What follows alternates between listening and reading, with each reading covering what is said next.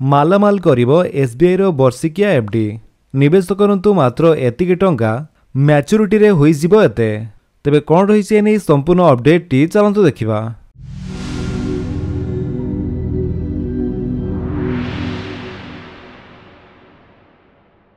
भारतर सबुठारु बड़ bank state bank of India बा SBI रे कोटी कोटी लोक निवेश करुछंती।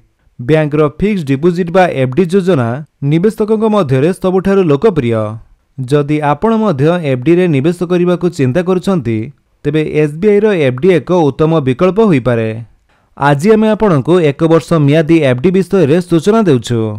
एसबीआई एक वर्षर एफडी रे साधारण नागरिकन को 6.55% सुध हार रे एवं वरिष्ठ नागरिकन को 7.05% सुध हार रे ब्याज प्रदान करुछंती। जदि आपण एक वर्ष पई 2 लाख टंका निवेश करंती तेबे मैच्योरिटी समय रे केते टंका मिलिबो आसंतु जानिबा।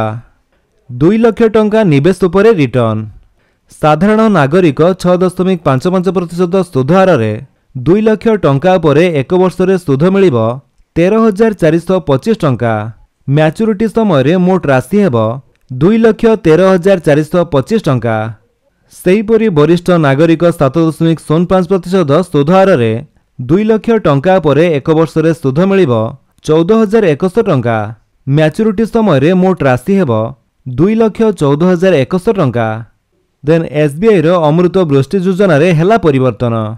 एसबीआई तार अमृत वृष्टि 444 दिन योजनार सुध हार 6.85% रु ह्रास करी 6.60% करिछि। एही परिवर्तन 15 जून 2025 ठारू लागू हेबो।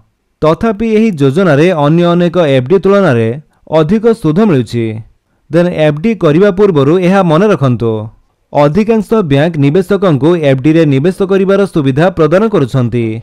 किंतु आपनको पई सबुठारु उपयुक्त एफडी किपरि जानिबे कहिबाकू गले आपनको एपरि एफडी रे निवेश करिबा उचित जार मियाद आपनको आर्थिक लक्ष्य सहित मेल खाउछि। आपनको आर्थिक लक्ष्य अनुसार क्षुद्र किंबा दीर्घमियादी एफडी बाछंतु। सर्वोत्तम सुध हार प्रदान करुथिबा एफडी चयन करंतु जहा आपनको आर्थिक लक्ष्य पूरण रे सहायक हेबो। जदि एफडी रो सुध हार बढ़िबार संभावना थाए तेबे विभिन्न मियादी रे एकाधिक एफडी रे निवेश करी आपण एफडी लैडरिंग करि परिबे। एहा दीर्घकालीन भावे सुध हार रो हाराहारी लाभ देई परिबो। तेबे निवेश पूर्वरु एसबीआई रो ऑफिशियल वेबसाइट किंबा निकटस्थ शाखार सुध हार एवं योजना संबंधी सर्विसेस सूचना जांच करंतु।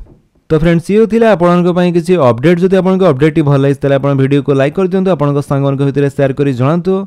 आ जदि आपन हम चैनल नुआ चैनल को सब्सक्राइब करी बेल आइकन दबाई ऑल नोटिफिकेशन कर दियंतु ताकि जेतरो वीडियो अपलोड करिवे आपन देखि परिबे। Thank you for watching.